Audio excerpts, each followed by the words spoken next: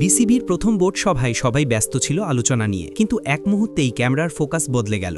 সবুজ শাড়ির এক নারী পুরো সভার কেন্দ্রবিন্দু, নাম রুবাবা দৌলা। কিন্তু তিনি কে, কিভাবে এলেন ক্রিকেট বোর্ডে, আর কেনই বা তাকে ঘিরে এত আলোচনা? এই নারী কি বাংলাদেশ ক্রিকেটের নতুন দিক পরিবর্তনের শুরু? বাংলাদেশ ক্রিকেট বোর্ডে নতুন বোর্ডের প্রথম সভায় আলোচনার বিষয় ছিল নানান প্রশাসনিক কাজ, কিন্তু আলোচনার চেয়ে বেশি আলো কাড়েন এক নারী, সবুজ শাড়িতে উপস্থিত রুবাবা দৌলা।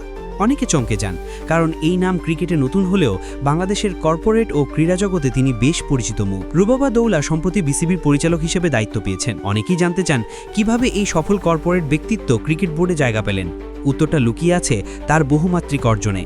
তিনি কেবল ব্যবসায়িক দুনিয়ার সফল নারীই নন, বরং একজন অভিজ্ঞ ক্রীড়া সংগঠকও। 2009 থেকে 2015 সাল পর্যন্ত বাংলাদেশ ব্যাডমিন্টন ফেডারেশনের সভাপতি হিসেবে দায়িত্ব পালন করেছেন রুবাবা দৌলা। তার নেতৃত্বে ব্যাডমিন্টন সংগঠনে আসে কাঠামোগত পরিবর্তন ও আন্তর্জাতিক সংযোগের প্রসার। এরপর তিনি যুক্ত হন স্পেশাল অলিম্পিকের সাথেও, যেখানে প্রতিবন্ধী খেলোয়াড়দের নিয়ে কাজ করে বাংলাদেশের নাম উজ্জ্বল করেন আন্তর্জাতিক পরিসরে। অর্থাৎ খেলাধুলার প্রতি তার সংযুক্তি একেবারেই নতুন নয়। কর্পোরেট দুনিয়ায় রুবাবা দৌলা এক অনন্য নাম। তিনি একসময় গ্রামীণ ফোনের উচ্চ পদে দায়িত্ব পালন করেছেন, পরে ওরাকল বাংলাদেশের কান্ট্রি ডিরেক্টর হিসেবেও কাজ করেছেন।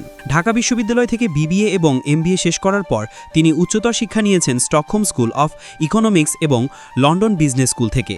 শিক্ষা, অভিজ্ঞতা ও নেতৃত্ব সব মিলিয়ে রুবাবা দৌলা বাংলাদেশের নারীর নেতৃত্বের এক উজ্জ্বল উদাহরণ। তাহলে ক্রিকেট বোর্ডে তিনি কিভাবে এলেন? আসলে জাতীয় ক্রীড়া পরিষদ বা এনএসসি থেকে বিসিবিতে দুজন পরিচালক মনোনীত করার নিয়ম আছে। সেই জায়গা থেকেই রুবাবা দৌলা বিসিবির পরিচালক পদে এসেছেন। প্রথমে এই পদে ছিলেন ইসাক আল হাসান, তবে তার পদত্যাগের পর এনএসসি আনুষ্ঠানিকভাবে রুবাবাকে মনোনীত করে।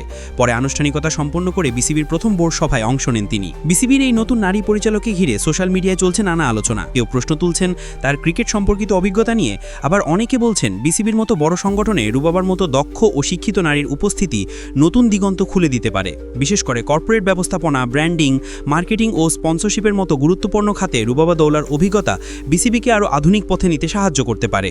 কারণ বিশ্ব ক্রিকেট এখন শুধু মাঠের খেলা নয়, বরং এটি এক বিশাল বাণিজ্যিক মঞ্চও। তাই বোর্ড মিটিংয়ে সেই সবুজ শাড়ি শুধু আলোচনার বিষয় নয়, বরং হতে পারে বাংলাদেশের নারী নেতৃত্বে নতুন এক প্রতীকের সূচনা। ক্রিকেটের মাঠে এবার হয়তো দেখা মিলবে কর্পোরেট সাফল্যের ছোঁয়ায় বদলে যাওয়া এক বিসিবির, যার নেপথ্যে থাকবেন রুবাবা দৌলা, আত্মবিশ্বাসী, দৃঢ় ও অনুপ্রেরণার এক নাম।